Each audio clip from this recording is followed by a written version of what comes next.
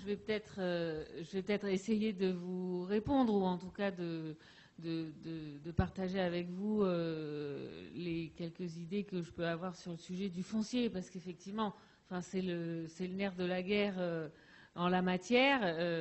Alors, il faut aussi de l'argent et il faut aussi un groupe d'habitants qui fonctionne et qui a envie de faire ensemble et qui a les nerfs bien accrochés, parce qu'un groupe d'humains qui travaillent ensemble pendant quelques années, voilà, il faut le faire. C'est pas forcément facile. Sur la question du foncier, clairement, on le voit dans les initiatives du film que vous avez montré.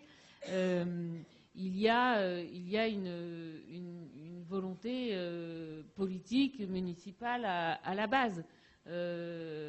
Voilà, là, il y a clairement à Genève, sur un écoquartier, un tiers, c'est ça, de la superficie qui est dédié à de l'habitat participatif. Moi, clairement, c'est ce que j'adorerais qu'on puisse faire à Paris, c'est que à la prochaine révision du plan local d'urbanisme, on fasse comme à Nantes, comme à Strasbourg, comme à Montreuil. C'est déjà le cas. On cible des parcelles dédiées à l'habitat participatif. C'est que comme ça qu'on y arrivera. Parce que là aussi, je pense que c'est un secret de polichinelle pour beaucoup d'entre vous qui êtes sur ces sujets-là à Paris et dans les groupes déjà investis. Les parcelles qui ont été intégrées à l'appel à projet de 2014, c'était des parcelles, certes, publiques, ou qui appartenaient à des bailleurs sociaux de la ville de Paris, sur laquelle les opérateurs n'arrivaient à sortir aucun projet. Donc finalement, on s'est dit, et je suis sympa de me mettre dans le on, parce que je n'étais pas encore là, mais bref, on s'est dit, on va mettre ça sur le projet habitat participatif et on verra bien ce qui sortira.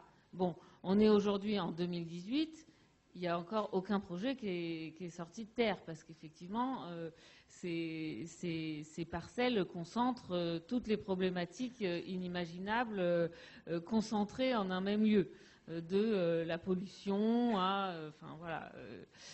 Donc moi je pense que sur la question du foncier, c'est d'abord et avant tout la volonté politique qui fera qu'il y a plus de projets d'habitat participatif qui émergeront dans nos villes. On est loin du cas genevois où les promoteurs se saisiront ou se battront pour essayer de faire de l'habitat participatif parce que c'est tendance et que c'est comme ça qu'ils arriveront à vendre des projets. Quand on en sera là, on aura vraiment gagné une bataille culturelle, mais on en est très très loin.